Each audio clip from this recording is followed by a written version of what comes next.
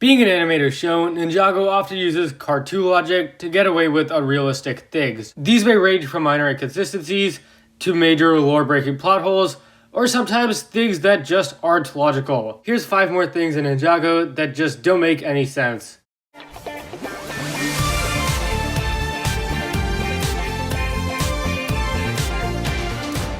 Hey guys, welcome back for a new top 5 video.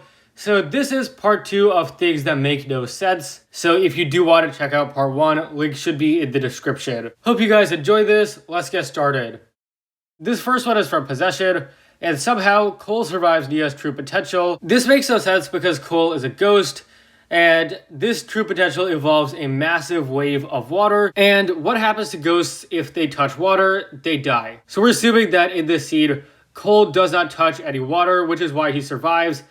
But that's impossible. For starters, he is standing right next to Nia in her funnel of water with tons of droplets swirling around, and he actually runs right towards it, which is just so stupid. Even if he does survive that, don't forget this gigantic wave, which would probably splash the entire ship. There's no way that Cole survives this.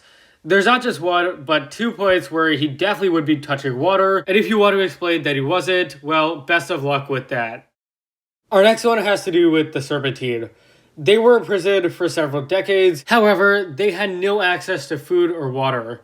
I know in the case of the Ado they do address this, they starved and resorted to cannibalism, but what about the other 4 tribes? They never confirm or suggest that there were any sort of food or water sources in the tubes, except maybe water in the Hypnobride tube because it was made of ice. But I guess what I'm wondering here is, why didn't the other tribes starve like the Ado did? The only way I could think of food entering the tube would be if some sort of animal were to burrow or dig inside of it. But if that was possible, then the Serpentine would just be able to burrow out themselves and escape. If you really wanted to, you could probably come up with some somewhat plausible explanations. Maybe there was a caretaker who delivered food, or maybe the other 4 tribes were genetically different from the Ado, and so that's why they didn't need food. But nothing in this show ever indicates that, and I'm not here to make stuff up or headcanon. And while we're on the topic, why were these tubes so easy to open? All it took was a literal child opening a door to unleash one of Ninjago's greatest villains. Misako's done a lot of stupid stuff, but this is by far the most stupid. Why on earth did Misako send her son to a school specifically for villains? Misako abandoning Lloyd in the first place is questionable, but this is even worse. Surely there were other boarding schools in Ninjago besides just this one. But I know some people will say it probably was the only school, and to that I say, well, that's kinda stupid. Even if it was the only school, why would Misako send him there, knowing full well it was a school that would make him a villain, which is exactly the opposite of what Misako and even Garbodon wanted. And this school does influence him.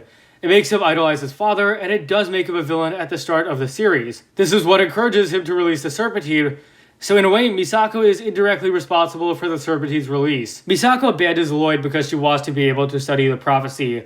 And I think if the choice was between not being able to do that and preventing Lloyd from becoming a villain, there is definitely a right choice here.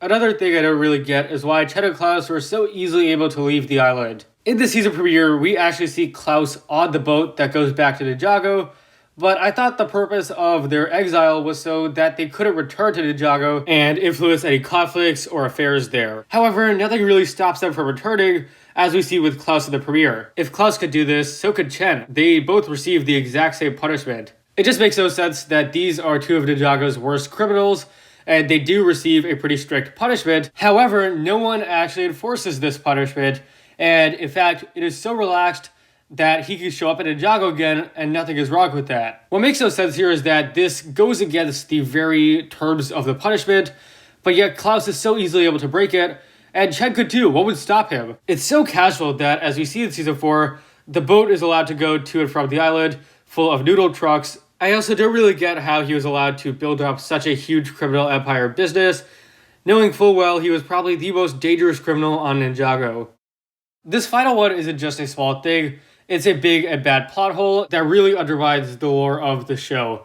Remember how in Season 8 we learned that the Ody Dragon were equals, and their war never ended, because each was as powerful as the other, and they were part of the balance, and as long as one prevailed, the other had to as well. But Season 10 totally destroys this concept. In a flashback scene at Endings, we see the Ody invasion of the First Realm, and how the Ody very easily defeat the dragons and the Dragon Keepers. It doesn't even seem to be a difficult fight. It doesn't seem evenly matched. The Ody just come in, and it seems to be a very short fight. Even Firstborn has to flee. I know someone's probably going to say, oh well, the Ody just got stronger while they were gone, but that still totally destroys the symbolism. The Ody Dragon are supposed to be equal, period. Not just until one side becomes more powerful. While it may have been a minor detail in the episode, this was a major plot hole. And without a doubt, it's definitely the worst offender on this list. Just remember guys, none of these details really matter too much. Ninjago is a cartoon, and after all, the point of this video is to be overly critical. Thank you for watching guys. If you enjoyed, please leave a like, subscribe, share with anyone and everyone you know. Feel free to share your thoughts on what we discussed today, as well as any other examples you could think of, and I will see you guys next time.